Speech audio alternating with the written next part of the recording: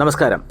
ഇറാനുമായും യമനിലെ ഹൂതി വിമതരുമായും സംഘർഷങ്ങൾ നിലനിൽക്കെ അമേരിക്ക മിഡിൽ ഈസ്റ്റിലെ തങ്ങളുടെ ശക്തി ഇരട്ടിയാക്കിയിരിക്കുകയാണ്. പശ്ചിമ പസഫിക് സമുദ്രത്തിൽ പ്രവർത്തിച്ചിരുന്ന വിമാനവാഹിനി കപ്പലായ USS കാൾ വിൽസൺ ഉൾപ്പെടെയുള്ള വലിയ കപ്പൽ വ്യൂഹമാണ് മിഡിൽ ഈസ്റ്റിലേക്ക് അമേരിക്ക അയച്ചിരിക്കുന്നത്. മിഡിൽ ഈസ്റ്റിൽ വിന്യസിച്ചിട്ടുള്ള US-ന്റെ മറ്റൊരു വിമാനവാഹിനി കപ്പലായ USS ഹാരി എസ് ട്രൂമാനുമായിട്ടാണ് ഇത് ചേരുന്നത്. ഇതോടെ മിഡിൽ ഈസ്റ്റിൽ വിന്യസിച്ചിട്ടുള്ള അമേരിക്കയുടെ വിമാനവാഹിനി കപ്പലുകളുടെ എണ്ണം 2 ആകും.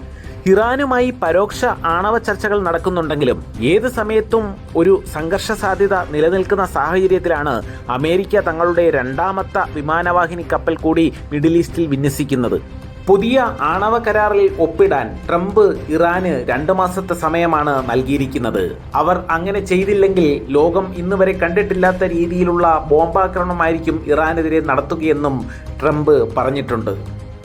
വിമാനവാഹിനി കപ്പലുകൾക്ക് പുറമെ B-2 ബോംബറുകളും മിഡിൽ ഈസ്റ്റിലെ തങ്ങളുടെ ശക്തി വർദ്ധിപ്പിക്കുന്നതിൻ്റെ ഭാഗമായി അമേരിക്ക വിന്യസിച്ചിട്ടുണ്ട്.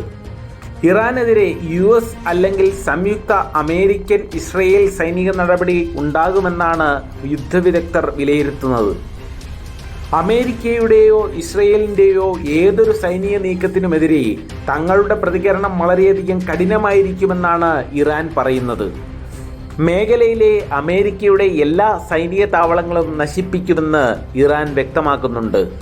കാര്യങ്ങൾ വലിയൊരു സംഘർഷത്തിലേക്കാണ് പോകുന്നതെങ്കിലും പരോക്ഷ ചർച്ചകൾക്കുള്ള ഇറാന്റെ വാഗ്ദാനം വാഷിംഗ്ടൺ ഗൗരവമായിട്ടാണ് പരിഗണിക്കുന്നത്. ഇറാൻ ആണവശക്തിയാകുന്നത് തടയുന്നതിനും അവരുടെ മറ്റ് സൈനിക ശേഷികളും പ്രാദേശിക സ്വാധീനവും ഇല്ലാതാക്കുന്നതിനുമുള്ള ഏറ്റവും നല്ല മാർഗം സൈനിക നടപടിയാണെന്നാണ് ഇസ്രയേലിന്റെ വാദം. അതിന് തന്നെയാണ് അവർ അമേരിക്കയ്ക്കുമേൽ സമ്മർദ്ദം ചെലുത്തിക്കൊണ്ടിരിക്കുന്നതും. തങ്ങളുടെ ആണവ പദ്ധതി സമാധാനപരമായ ആവശ്യങ്ങൾക്ക് വേണ്ടിയിട്ടുള്ളതാണെന്ന് ഇറാൻ പലയാവർത്തി വ്യക്തമാക്കിയിട്ടുണ്ട്.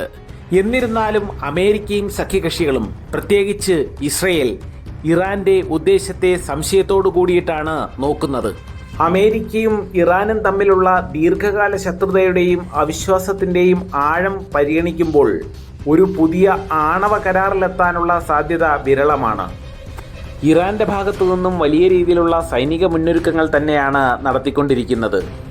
കഴിഞ്ഞ കുറേയേറെ നാളുകളായി രാജ്യത്തിൻ്റെ വിവിധ ഭാഗങ്ങളിൽ വലിയ രീതിയിലുള്ള സൈനിക അഭ്യാസങ്ങളാണ് ഇറാൻ നടത്തി വരുന്നത്. ഇതിനകം തന്നെ നിരവധി ഭൂഗർഭ മിസൈൽ നഗരങ്ങളും ഇറാൻ പണിതിട്ടുണ്ട്. റഷ്യയുടെയും ചൈനയുടെയും പിന്തുണയോടുകൂടി അമേരിക്കയുടെയും ഇസ്രയേലിൻ്റെയും ഭീഷണികളെ ഒഴിവാക്കാനായേക്കുമെന്നാണ് ഇറാൻ്റെ പ്രതീക്ഷ.